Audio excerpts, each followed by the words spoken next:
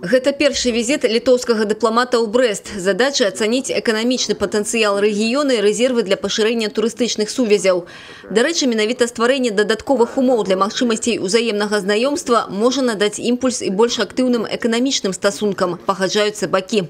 Мы думаем организовать и безвизовый режим, в том числе распространить на город Брест и прилегающие здесь районы, для того, чтобы граждане без виз могли здесь побыть, отдохнуть, посмотреть достопримечательности. Очень хорошая идея. Это та же самая схема через Минский аэропорт, эти 5 дней. Они полностью себя оправдали, это мое личное мнение, всем это повторяю. Я думаю, что это надо на государственном уровне только расширять. Это не только экономика, это человеческие контакты, это все, знаете, фобии всякие. Когда друг другу ездишь, как говорится, все смотришь, говоришь. Многие эти вопросы надуманы иногда, они просто исчезают. Падчас сустрэчы са старшынёй брэсцкага аблвыканкама бакі абмяняліся інфармацыяй аб узаемных інтарэсах і магчымасцях у эканоміцы. Не канкурыраваць, а дапаўняць адзін аднаго. Для гэтага ў Брэсцкай вобласці і Літвы ёсць усё неабходнае, лічыць літоўскі пасол. Кіраўнік дыпмісіі адзначае, маштабы супрацоўніцтва з самым заходнім рэгіёнам Беларусі павінны вырасці ў разы.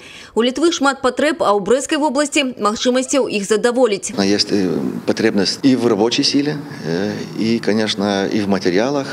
Тут есть прекрасные, я так понимаю, возможности того же самого гранита, гравия, это для больших объектов, для строительства дорог. И мощности строительные, мощности, которые тут есть, тоже нам очень интересно, так как мы сейчас, Литва переживает бум строительства, им нам многого не хватает. И даже самая очень хорошая, интересная тема реновации жилищно-коммунального хозяйства. У нас очень много всего сделано. И чтобы использовать наш опыт и возможности, которые тут есть, я наверное, так думаю, что это очень в будущем будет неизбежно интересная тема для всех нас.